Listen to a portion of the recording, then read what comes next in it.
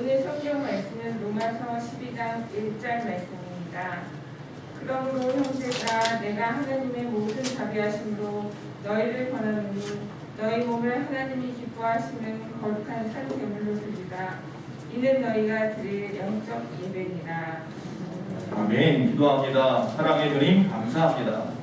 오늘 이 시간에도 주의 말씀 앞에 섭니다. 주님 우리에게 말씀을 들을 귀를 주시옵시고 마음을 열게 하시고 성령께서 충만하게 붙잡아 주시어 깨달을 수 있게 하시고 그 말씀이 우리의 삶의 지표가 되게 하시며 위로가 되고 소망이 되고 결단하는 시간이 될 수 있도록 붙잡아 주시옵소서. 악한 것 틈타지 않게 하시옵소서. 예수님의 이름으로 기도합니다. 아멘. 오늘 말씀 제목 다 같이 큰 목소리로 시작. 하나님이 기뻐하시는 자. 할렐루야. 누굽니까? 할렐루야. 제가 원하는 여러분, 저와 여러분이 하나님이 기뻐하시는 자 맞습니까? 할렐루야. 오늘은 로마서입니다. 로마서는 총 16장으로 되어 있어요. 1장부터 11장까지는 신학적인 부분이에요. 쉽게 얘기하면 구원론이에요. 그래서 우리가 이 땅에 살아가면서 구원을 받는 것에 대한 말씀을 나눠요. 그래서 바울이 로마의 교회, 로마 교회는 바울이 가서 세운 교회도 아니고 제자들이 가서 세운 교회도 아니고 어떻게 되었는지 정확하게 알 수 없지만 자생하여 세워진 교회예요. 그러다 보니까 그들의 신학이 정립되어 있지 않죠. 그래서 그들에게 보낸 이 로마의 편지 로마서는 그래서 1장부터 11장까지는 구원론에 대해서 신학을 정립해주고 있습니다. 그래서 너희들이 그곳에서 예수 믿고 사는데 도대체 믿는 것이 무엇인지에 대한 말씀인 거죠. 그래서 의롭게 되는 것, 칭의에 대해서 말씀하고 이 땅에서 성결하게 살아가는 것, 성화에 대한 말씀을 하고 우리가 영화로워지는 것에 대한 말씀을 합니다. 그래서 로마서를 딱 펼쳐놓고 우리가 읽기 시작하면 1장부터 11장까지 읽기가 쉽지가 않아요. 좀 딱딱한 것 같이 보일 수 있어요. 그런데 11장까지 여러분 어려워도 포기하지 않고 계속해서 정독하여 읽고 나면 그 다음에 12장부터는요 무릎을 치게 됩니다. 아, 우리의 삶이 이래서 로마서에서 보니까 어떻게 살아야 되는지 알려주는 거예요. 그러니까 11장까지 구원론을 이야기하고 나서 12장부터는 뭐라고요? 구원받은 자의 삶에 대한 이야기를 해요. 그래, 그래서 이렇게 이것이 바로 구원인데 이 구원받은 자는 12장부터 어떻게 살아야 돼? 라고 바울이 이야기를 해요. 그래서 12장부터 읽기 시작하면 나에게부터 강력한 힘이 생깁니다. 신앙인으로서의 힘. 그래서 어떤 분이 뭐 파워로마서 이렇게 성경을 쓰기도 했는데 말씀을 쓰기도 했는데 우리가 정말 그런 파워를 이 로마서에서 받을 수 있어요. 자, 오늘은 12장 그 첫 번째 절. 그러니까 우리가 예수 믿고 어떻게 살아야 되는지 궁금한 사람에게 제일 먼저 해야 될 것에 대해서 이야기하는 게 12장인 거겠죠. 자, 12장부터는 이론에서부터 실천, 헌신의 삶에 대한 이야기를 한다고 했어요. 그러니까 다시 말하면 믿는 것에서 이제 이 믿는 것이 우리의 삶 가운데 어떻게 나타나야 되는지라고 이야기를 할 때 12장 첫 번째 단어, 지금 우리가 읽었으니까 우리 장훈 집사님 읽으셨는데 뭐라고 시작해요? 그러므로로 시작해요. 그러므로. 다시 말하면 1장부터 11장까지 구원론이 이런 건데 그러므로 너희는 어떻게 살아라 이렇게 되는 거죠. 그러니까 12장, 13, 14, 15, 16장 전체의 맨 앞에 단어에 뭐예요? 연결고리가 그러므로예요. 그러므로 이렇게 살고 그러므로 이렇게 살아라 라는 거죠. 그래서 그러므로의 첫 번째가 뭡니까? 바로 예배입니다. 너희가 구원을 이렇게 받았으니 그러므로 첫 번째 뭐하라? 예배하라. 그러니까 믿는 자의 첫 번째 행동이 뭐라고요? 예배. 오늘 저와 여러분이 믿음의 가장 첫 번째 단계인 예배를 하고 있는 줄로 믿습니다. 자, 이 구원을 이룬 자의 그럼 그 예배 생활은 어떻게 하는 것이냐? 하나님 앞에서 멈추어서는 안 되는데 새 생명을 얻은 자들이 하나님을 기쁘시게 해드리는 첫 번째 단계가 바로 이 예배인데 예배는 어떻게 하라고 하냐면 영적인 예배라고 말하고 있어요. 아, 예배가 영적인 예배라고 표현을 하고 있다. 다시 말하면 이 말은 쉽게 얘기하면 구원을 받기 위해서 예배하는 게 아니고요. 어떤 능력을 얻거나 내 문제를 해결받기 위해서 예배하는 게 아니라 예배는 구원받은 자들이 하나님을 기쁘시게 해드리는 첫 번째 모습으로 예배하는 거예요. 그러니까 세상 사람들은 비나이다 나 모두 해주시고 하면서 각자의 모습으로 종교 행사를 하지만 우리가 하나님 앞에 드리는 이 예배는 구원을 이미 받았어요. 그 구원받은 감격을 가지고 기쁨으로 하나님 앞에 나와 드리는 경배가 뭐예요? 예배예요. 순서가 바뀌면 안 돼요. 의식이 바뀌면 안 돼요. 자, 그리고 난 다음에 2절에 넘어가면 그렇게 예배하는 자들이 그 마음의 변화를 얻어서 어떻게 살아간다라고 이야기를 하고 있어요. 그거는 이제 오늘 거기까지는 못 보고요. 그 1절만 볼 겁니다. 하나님이 기뻐하시는 자, 영적인 예배를 드리는 자. 이 부분만 오늘 보려고 합니다. 자, 예배하는 자와 그 예배의 모습으로 사는 자, 바로 그것이 하나님이 기뻐하시는 자의 모습이다라고 말했습니다. 자, 지금 계속해서 영적인 예배라고 했는데요. 그 이유는 뭐냐면, 자, 요한복음 4장 24절 다 같이 한번 읽어보겠습니다. 시작. 하나님은 영이시니 예배하는 자와 할렐루야. 하나님은 뭐라고요? 전제 조건이? 영이시다. 하나님이 영이시기 때문에 우리도 하나님 앞에 어떻게 드려야 돼요? 영으로 예배해야 된다라고 말하고 있다는 거예요. 즉 우리가 드리는 예배의 내용이든지 예배드리는 태도나 이 자세가 한결같이 영이신 하나님을 위한 것이고 그분을 향하여 있어야 한다는 거지. 그런데 하나님을 예배의 대상이 아니라 하나님을 자신의 유익을 위한 수단으로 생각하고 혹시 이 시간 예배한다면 그것은 앞에서 말한 종교 행사, 세상의 다른 종교랑 다를 게 없어지는 거예요.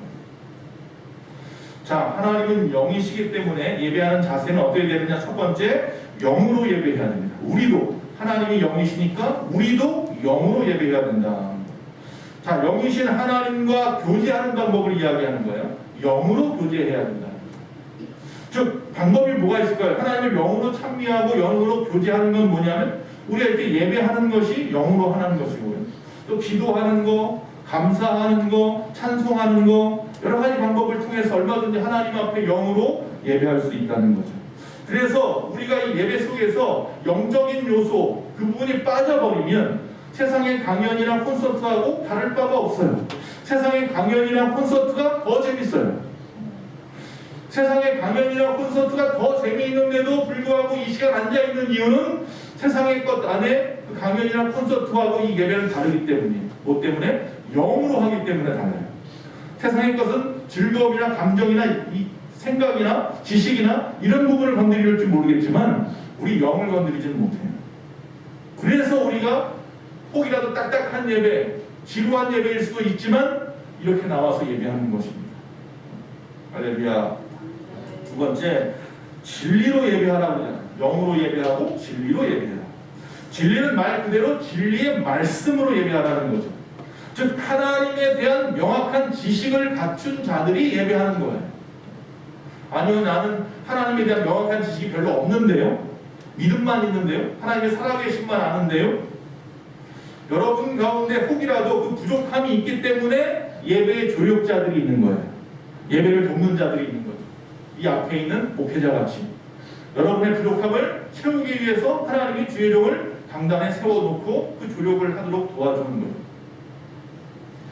그래서 어떤 방법이든지 간에 하나님 앞에 진리로 예배하는 것이 중요한데 많은 2단, 3단들이 진리로 예배하지 않고 자기가 좋은 소견대로 자기 옳은 대로 가하거나 담하거나 하여서 말씀에다가 그렇게 예배하니까 문제가 되는 거죠.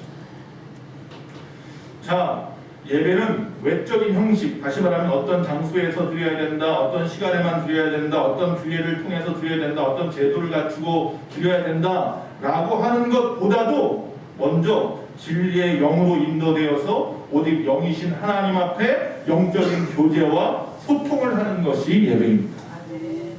그러니까 우리가 이렇게 모이기 위해서 시간을 정해놓는 거예요.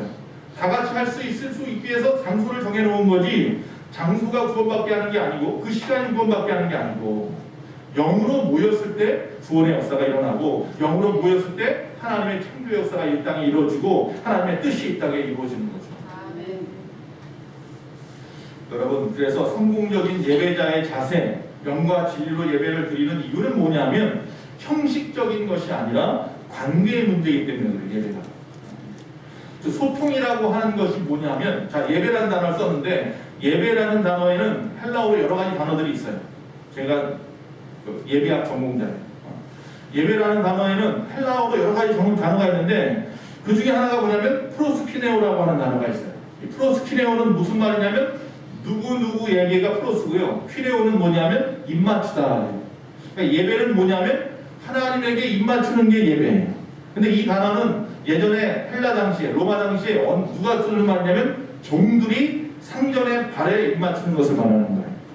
그러니까 우리가 지금 이 시간 하나님 앞에 예배하는 것은 쉽게 얘기하면 주의 종되는 우리가 하나님 앞에 입 맞추는 시간이에요. 그 발에 겸손함으로. 할렐루야. 이건 무슨 뭐예요? 관계가 이루어지지 않으면 안 되는 일이에요. 생각해 보세요. 내가 지나가다가 아무 사람 발 붙잡고 뽀뽀를 하면은 전 잡혀갈지도 몰라요. 그러나 그가 나의 주인임을 인정하고 그가 나를 종으로 인정하기 때문에 그 관계 속에서 우리가 그의 발에 입 맞출 때 아름다운 거예요. 할렐루야. 오늘 이 예배가 예배다워지는 방법은 소통이에요. 관계예요. 그게 중요한 거예요. 자, 앞에서 제가 영적인 예배라고 말했습니다. 하나님이 기뻐하시는 예배가 바로 영적인 예배, 영적인 예배라고 했는데 이 말은 우리가 영어로 말하면 spiritual worship이라고 되어 있죠. 근데 원어에는요, 지금 우리가 지금 말하는 로마서 12장 1절에 나와 있는 영적인 예배라는 단어의 원어의 뜻은 reasonable worship이에요. 다시 말하면 쉽게 적당한, 합당한 예배예요. 그러니까 하나님이 합당하다고 여기는 예배가 뭐냐라고 지금 오늘 말씀 속에서 이야기하고 있는 거예요. 저와 여러분이 지금 이 시간에 예배하는데 하나님이 여러분의 예배를 합당하다 그래야 될 거 아니에요. 우리 김삼병 안수집사님이 이 시간 예배하는 모습이 하나님 보시기에 합당한 예배인 줄 믿습니다. 할렐루야. 우리 김진수 집사님이 이 시간 예배하는 그 모습이 하나님 보시기에 합당한 예배가 되기를 원합니다. 할렐루야. 그 합당하다라는 말이에요. 그 합당한 예배는 어떤 예배가 되어야 되느냐? 영과 진리는 자세고요. 그런 마음가짐이라면 드러나는 모습은 어떻게 해야 되느냐? 첫 번째는 뭐냐면 생활, 삶, 몸으로 드려지는 예배를 하나님께서 합당하다 말합니다. 그러니까 이 시간 주일날 11시부터 12시까지 드려지는 이 한 시간의 이 예배 시간을 통해서만이 하나님 앞에 예배 드리는 게 아니라 제가 늘 그러죠. 이 시간 마지막에 축도가 끝나고 나서 여러분이 결단하고 결산하는 마지막 예배 기도를 드리고 일어나잖아요. 그리고 돌아가서 삶이 뭐예요? 그 예배에서 받은 은혜로 사라져야 예배가 완성되어지는 거죠. 아, 여기서는 아멘 눈물 흘리고 주여 그래놓고는 맞습니다 그러고 나가가지고는 내가 언제 그랬냐는 듯이 또 세상의 모습으로 살아가면 이 사람은 하나님 보시기에 이 한 시간의 예배가 합당한 예배가 아닌 거예요. 그 예배가 삶으로 드러나야 돼요. 할렐루야. 여러분의 생활 속에서 드러나야 돼요. 여러분의 몸으로 드려져야 돼요. 그래서 여기서 지금 삶으로 예배를 드린다라고 하는 단어가 라트레이아인데 이 라트레이아라는 말이 바로 그런 의미예요. 삶이 내 삶을 통해서 인정받아라라는 거예요. 저 사람이 그리스도이냐? 아, 예배드린 사람 맞아라고 인정받는 것은 어디서 인정받아요? 삶 속에서. 여러분의 나머지 삶 속에서 인정받는 여러분 되시길 바랍니다. 그게 바로 예배예요. 영적인 예배, 합당한 예배. 하나님 원하시는 합당한 예배는 이 한 시간이 아니라 한 시간 이후의 나머지 시간 속에서 인정받아야 되는 거예요. 자, 우리가 보통 지금은 만인 제사장 시대라고 해요. 다시 말하면 저도 제사장이고 여러분도 제사장이에요. 자, 우리가 구약시대의 제사장을 한번 생각해 보세요. 제사장은요, 하나님 앞에 직접 나아갔어요. 직접 성소에 들어갈 수 있었어요. 그렇죠? 그리고 제사장은요, 일생 전체를 통해서 온전히 그 일만 했어요. 다른 일을 안 했어요. 다른 직업을 가지고 다른 일을 하지 않고 온전히 그 일만을 감당했어요. 그럴 수 있도록 주변의 많은 백성들이 그를 갖다가 하나님의 일을 할 수 있도록 전폭적으로 지원해 주었던 거죠. 자, 그런데 지금은 뭐라고요? 저와 여러분이 제사장이에요. 할렐루야. 그 이야기는 어떤 의미냐면 여러분이 이제 직접 주님 앞에 나올 수 있게 되었어요. 할렐루야. 직접 주님 앞에 나와서 예수의 이름으로 직접 제사하고 직접 예배하고 직접 하나님 앞에 여러분의 것들을 아뢰을 수도 있고 기도하고 말이죠. 응답받고 그렇게 되었습니다. 이제는 여러분이 그렇기 때문에 제사장처럼 여러분의 삶의 터전에서도 제사장의 역할을 감당하게 되었어요. 어디서든지 여러분이 모여서 삼삼오오 모여서 예배할 수 있고요. 어디서든지 하나님 앞에 기도하면 하나님 응답할 수 있습니다. 그래서 여러분은 제사장이에요. 잊지 마세요. 저만 제사장이 아니라 여러분도 제사장이에요. 여러분이 스스로 있는 그곳에서 하나님 앞에 예배할 수 있다라는 사실. 자, 더 이상 어떤 구약의 제사처럼 특정한 장소에서 일정한 형식을 가지고 일정한 제사장에 의해서만 드려지는 형식적인 예배가 아니라 몸으로 드리는 예배. 다시 말하면 모든 날, 모든 시간, 모든 때가 여러분의 예배의 때가 될 수 있고 나에게 내가 하는 모든 활동이 예배의 활동이 되어지고 하나님은 그런 태도로 섬기는 자들을 기뻐하시고. 그런데 우리가 만약에 세상에 나가서 사기를 치고 남을 미워하고 나쁜 짓 하고 이러면 그건 삶으로 예배를 드리지 못하는 거죠. 그거는 거짓, 위선이죠. 바리새인을 향하여 거짓된 자, 위선된 자라고 말을 하는데 바로 내가 거짓된 자거든요. 제가 언젠가 그 TV에 보니까 북한 분들, 북한에 탈북하신 분들 쭉 앉아서 이렇게 토론하는 것처럼 이렇게 얘기하는 얘기를 봤는데 한 분이 그런 얘기를 하더라고요. 북한에서는 만약에 제가 어디 거주, 이전하고 이사하는 것도 자기 마음대로 못하잖아요. 허락을 받아야 이전을 하는데 어쨌든 이전을 해서 새로운 집에 들어갈 때는요 먼저 절대로 못 들어가요. 뭐가 먼저 들어가야 돼요? 김일성, 김정일 사진이 먼저 들어가요. 사진이 먼저 들어가서 어디 거실 한 중간에다가 딱 갖다가 붙여놓은 다음에 그리고 나서 사람들이 들어오고 가전제품이든 뭐 여러 가지가 들어오는 거예요. 그리고 그 바로 사진 밑에서 밥을 먹고 사진 밑에서 잠을 자고 사진 밑에서 애도 낳고 그러는 거예요. 이야기고. 그리고 집에서 나갈 때는 여기다가 김일성 배지를 달고 그리고 다녀요. 그래서 내가 어디에 가든지 항상 김일성 배지를 달고 가는 거예요. 어떤 자부심일 수도 있지만 이건 어떤 의미가 있어요? 교회에서 말하는, 기독교에서 말하는 코란데오와 같은 거예요. 즉 내가 어디에 있든지 간에 하나님과 함께 한다는 것을 의식하는 것과 같은, 하나님 앞에, 눈 앞에 있다, 코란데오라는 뜻이잖아요. 그와 같은 의식으로 살라는 거예요. 그러니까 북한 사람들이 그렇게 산다는 거죠. 그러니까 내가 집안에서 무슨 말을 하든 뭘 하든지 간에 항상 김일성, 김정일 사진 밑에 있기 때문에 두렵고 떨리는 마음으로 나쁜 짓 못한다는 거죠. 근데 소위 말하는 그들이 말하는 나쁜 짓은 우리가 생각하는 것과 다르겠지만 여러분 김일성 앞에서 하듯이 행동하라고 말하는 것과 같이 즉 삶으로 예배하라는 것은 우리가 하나님 앞에서 항상 그렇게 행동한다는 사실을 잊어버리지 말라는 이야기입니다. 두 번째, 우리가 드려야 할 합당한 예배는 거룩한 예배라고 오늘 말씀하고 있습니다. 거룩한 예배. 레위기서 11장 45절 우리가 읽도록 하겠습니다.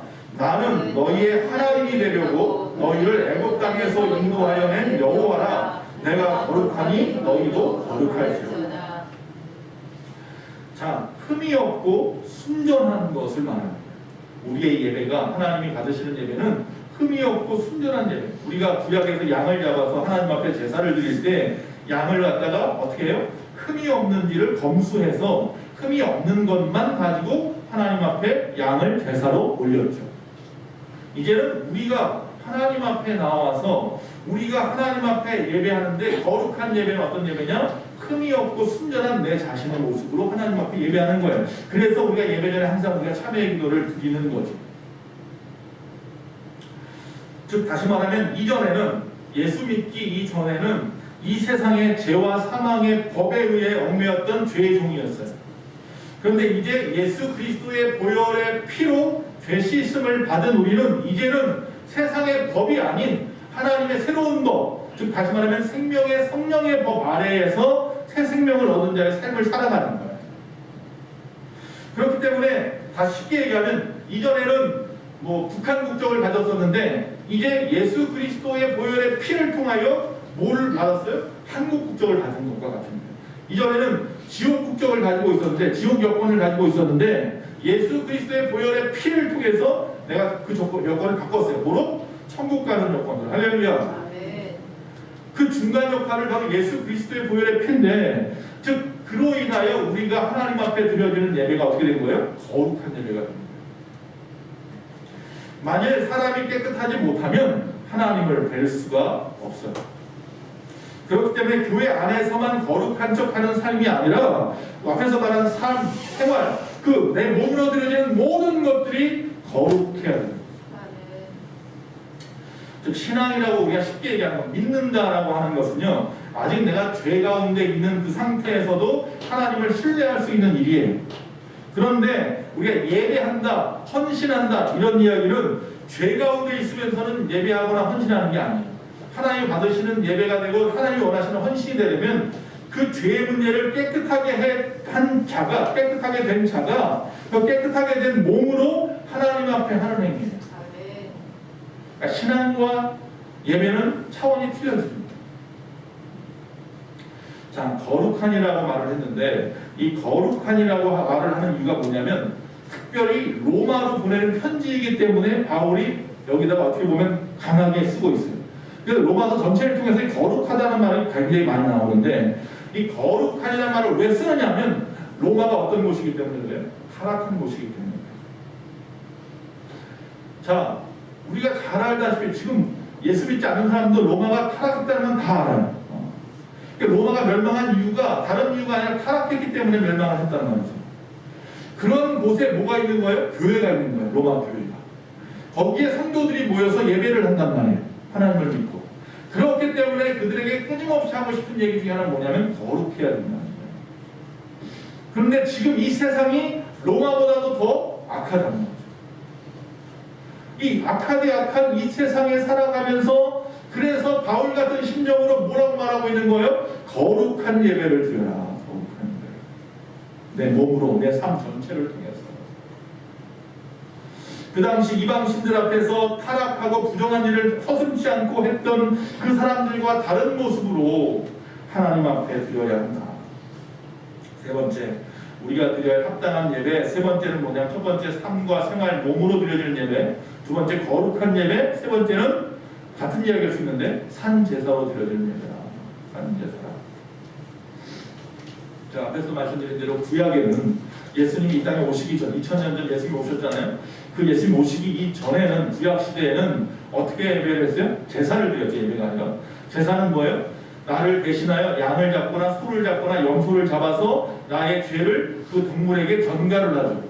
그래서 그 동물이 죽음으로 말미암아 내가 죽은 것이다 라고 말을 하죠. 내가 나를 죽일 수는 없으니까 동물을 잡아서 흠이 없는 동물을 검사에 잡아서 그것을 대신 죽임으로 내가 그와 함께 하나가 되는 거예요. 죄를 전가하는 것이라는 거. 자, 살아있는 자기 자신을 드리는 것이 예배입니다. 그러니까 제사와 다른 거예요. 지역이나 시간에 구애받지 않고 드리는 제사가 바로 예배입니다. 살아 움직이면서 생활하는 그 삶 자체로 드려지는 게 예배입니다. 그래서 거룩해야 되고 그것을 갖다가 산제사라고 말을 하는 것입니다. 살아있는 자기 자신을 드리라. 지금 그렇게 말씀을 드렸어요. 성경에 보면 구약의 위대한 왕이 바로 다윗 왕인데 다윗 왕의 시편에 보면 다윗 왕이 바로 살아있는 제사로 하나님 앞에 드리는 것이 무엇인지 정확하게 알고 있다는 것을 알 수 있어요. 한번 그가 쓴 시편을 한번 몇 군데 찾아보면 첫 번째 40편 6절과 7절이에요.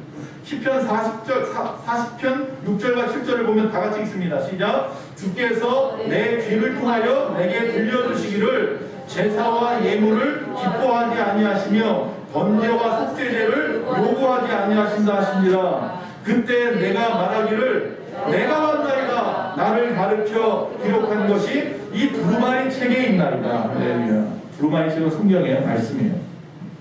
자, 다윗이요 하나님 앞에 왕이니까 모든 사람을 대표해서 하나님 앞에 제사를 지내요. 그리고 예물도 드려요. 그리고 번제도 드리고 속죄제도 드려요. 그런데 하나님이 요구하지도 않는 것 같고 받는 것 같지도 않고 기뻐하지도 않는 것 같아요. 그 마음에 근심이 생겼어요. 그 근심이 생겨서 하나님 앞에 말씀을 읽다가 보니까 뭐예요? 하나님이 원하시는 것은 내 물질도 내가 가지고 나온 그 무엇도 아니고 그것보다 더한 것이 있는데 바로 나 자신이 주님 앞에 나오는 거구나. 그래서 바울이 뭐라고요? 내가 왔습니다 라고 말하는 거예요. 할렐루야. 여러분 교회에 딱 들어오시면 항상 주님 앞에 주여 아무개 집사가 왔습니다 이렇게 기도하세요. 내가 왔습니다. 그게 바로 산제사로 드리는 거예요. 제가 언제가 그랬잖아. 어떤 분이 하나님께 드릴 헌금이 없으니까 헌금 가방에 자기가 올라갔다고. 내가 왔습니다. 두 번째 또 시편 51편에 보면 다윗이 또 뭐라고 말하냐면 16, 17절에 주께서는 제사를 기뻐하지 아니하시나니 그렇지 아니하면 내가 드렸을 것이라. 주는 번제를 기뻐하지 아니하시나이다. 하나님께서 구하시는 제사는 상한 심령이다. 할렐루야. 하나님이여 상하고 통해하는 마음을 주께서 멸시하지 아니하시리이다. 야, 이만큼 깊이 있는 신앙을 갖다가 믿음을 가진 사람이 또 얼마나 있을까. 바울은 끊임없이 묵상하는 자였기 때문에 이걸 알 수 있었어요. 깨달을 수 있었어요. 그런 지혜가 있었어요. 그래서 상한 심령을 하나님이 구하신다고 했어요. 하나님이 기뻐하신다고 하는 거죠. 상한 심령이라는 건 뭐예요? 내가 죄인이라는 사실을 인정하는 것부터 시작하는 거예요. 나는 죄인입니다. 그로 인해 찢기고 상처받았지만 이 죄인의 모습 그대로 부끄러워하지 않고 하나님 앞에 용서를 빌면서 겸손하게 나왔습니다. 이런 마음으로 나온 사람들을 뭐라고 해요? 상한 심령이라고. 지금 이 시간 이곳에 나오신 우리 예수만교회 모든 성도님들은 상한 심령으로 주님 앞에 나오신 줄로 믿습니다. 네. 세 번째 시편 69편 30절 31절에도 보면 또 뭐라고 말하냐면 다윗이 내가 노래로 하나님의 이름을 찬송하며 감사함으로 하나님을 위대하시다 하리니 이것이 곧 뿔과 굽이 있는 황소를 드림보다 여호와를 더욱 기쁘게 함이 될 것이라. 할렐루야. 그러니까 내가 많은 헌금을 보통 양을 드리는데 황소를 드린다고 하잖아요. 황소를 드리는 것보다 남들보다 더 많은 헌금을 하는 것보다 하나님이 더 기뻐하시는 건 뭐냐면 내가 주님 앞에 나와서 찬송하고 감사하는 것이. 이게 뭐예요? 산제사. 나를 드리는 것이 산제사.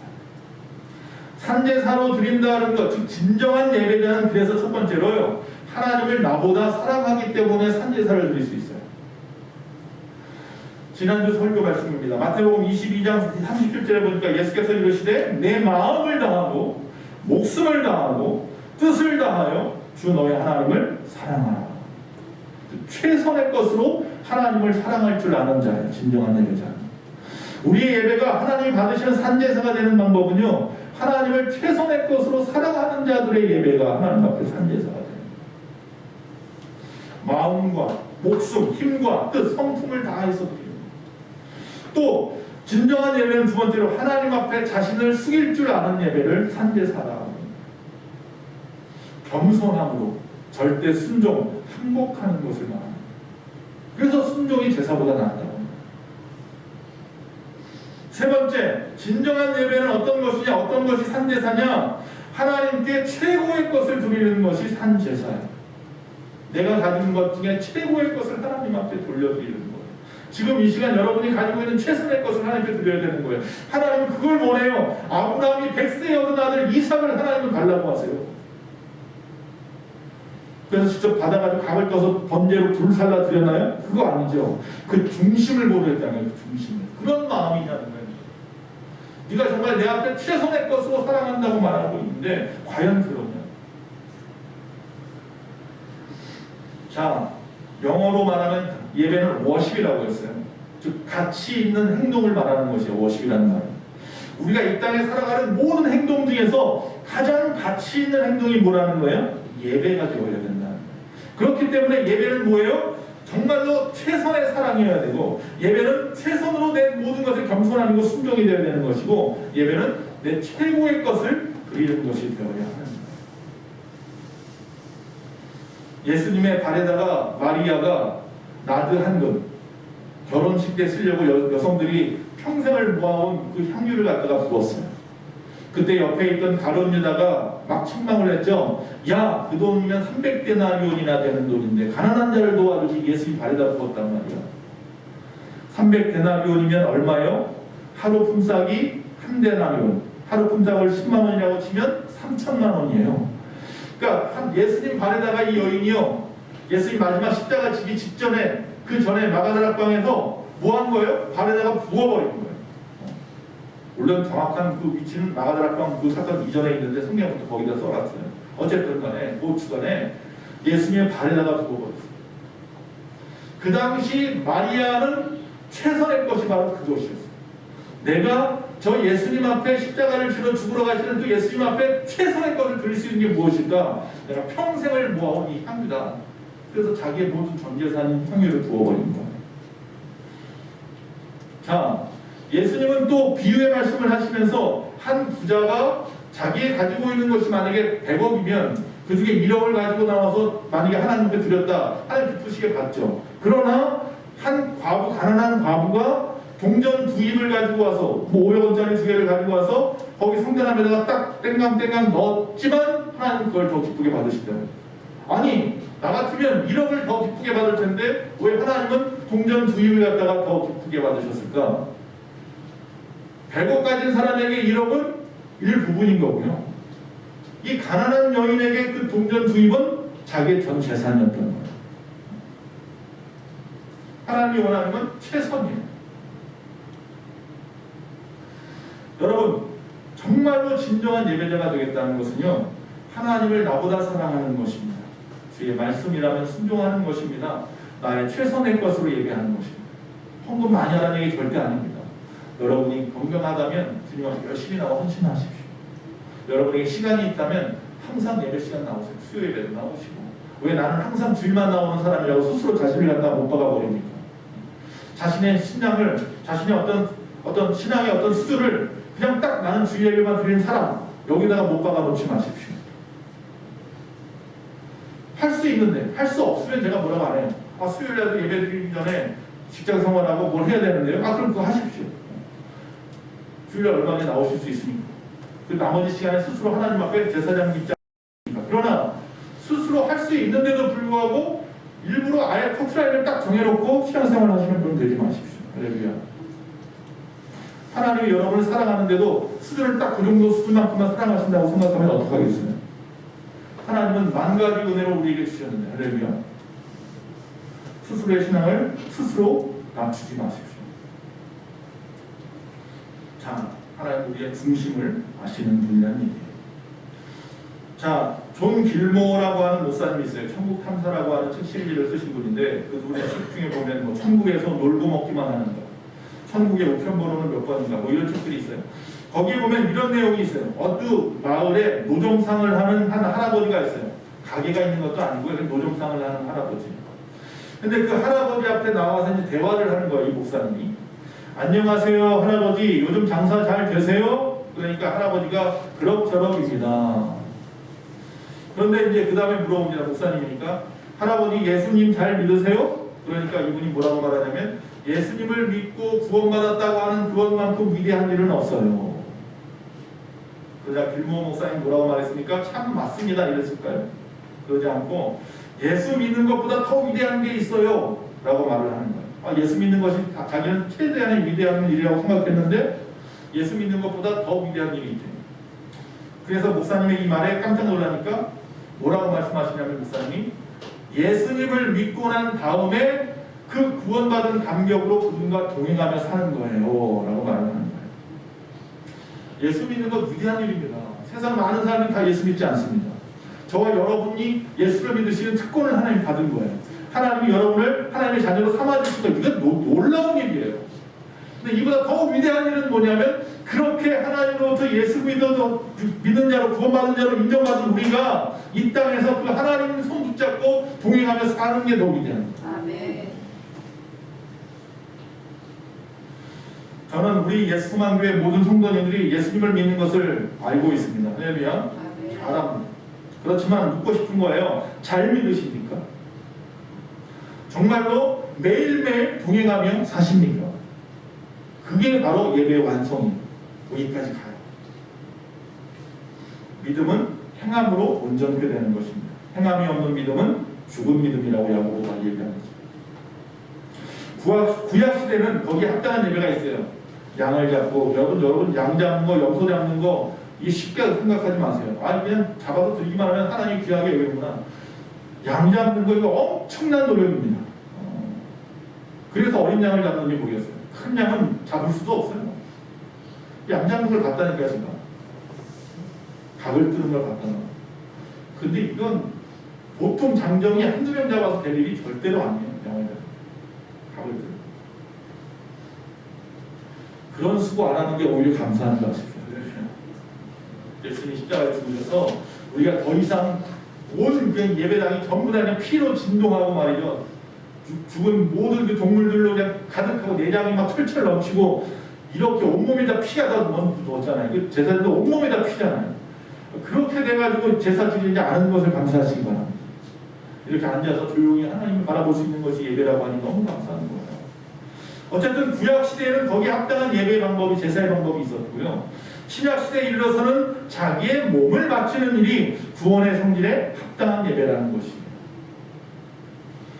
형식적인 예배, 동물의 어떤 희생제 등을 신약에서는 필요하지 않아요. 필요로 하지 않아요. 지금은 더 이상 그게 필요 없어요. 왜? 이미 예수님께서 우리의 죄를 대신하여 저 십자가라고 하는 제단 위에서 단번에 우리를 위하여 희생제물이 되어 주셨기 때문에. 아멘. 자, 우리가 거룩하지 않은 모습으로 예배한다는 것은 이교도들의 예배와 다를 것이 없고요. 우리가 생명 없이 하나님 앞에 예배하는 것은 구약의 제물과 같아요. 우리가 하나님 앞에 거룩함으로 산제사로 나의 일생 삶 전체를 통하여 예배하는 자가 되어야 됩니다. 아멘. 그 4세기 교부였던 크리소스톰이라고 하는 분이 있습니다. 콘스탄티노플에 있는 대주교인데, 자, 이분이 산제사라고 하는 그 내용의 글을 썼어요. 산제사라고 지금 말씀드렸잖아요. 하나님 받으신 제사가. 그 산제사를 뭐라고 표현했냐면 제가 쭉 읽을게요. 산제사, 주를 위해 한 번 죽는 것, 순교하는 것, 이것은 굉장히 어려운 일입니다. 그러나 주를 위해 일평생을 사는 것은 더욱더 어려운 일입니다. 차라리 예수 믿고 나 예수 믿습니다 하고 죽어버리는 게 편할 수도 있다는 거예요. 평생 어떤 상황 가운데서라도 변함없이 예수 믿는 게 더 어렵다는 거예요. 그러면 어떻게 해야 우리의 몸을 산제사로 드릴 수 있을까? 내 눈은 악을 보지 않으며 내 혀는 천한 말을 하지 않고 내 손은 죄를 짓지 않아야 산제사가 됩니다.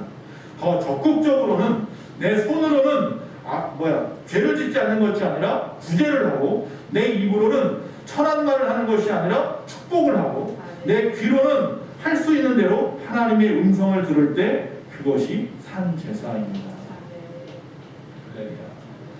지금까지 이 말씀을 오해하면 안 됩니다.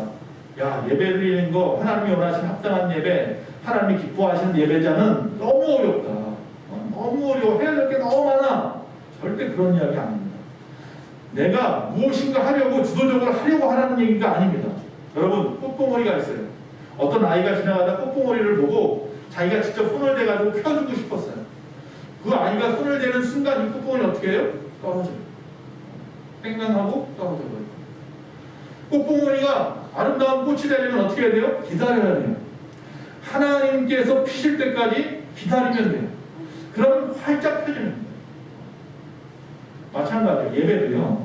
하나님이 원하시는 합당한 예배자가 된다고 하니까 내가 무엇을 해서 이렇게 해야 된다는 게 아니라 기다리십시오. 아멘. 하나님 앞에 잠잠히 기다리십시오. 아멘. 하나님이 나를 하나님이 원하시는 합당한 예배자로 피워주실 겁니다. 아멘. 그렇게 되면 나는 산제사도 드리고 거룩한 제사도 드리고 내 삶을 통해서 제사 드리는 예배하는 하나님이 원하시는 기뻐하시는 예배자가 될 줄로 믿습니다. 아멘. 그래서 그때까지 우리는 뭐 해야 돼요? 잠잠히 그 자리를 지키십시오. 아멘. 우리의 내면부터 영과 진리로 바뀌어야 한다는 거예요. 아멘.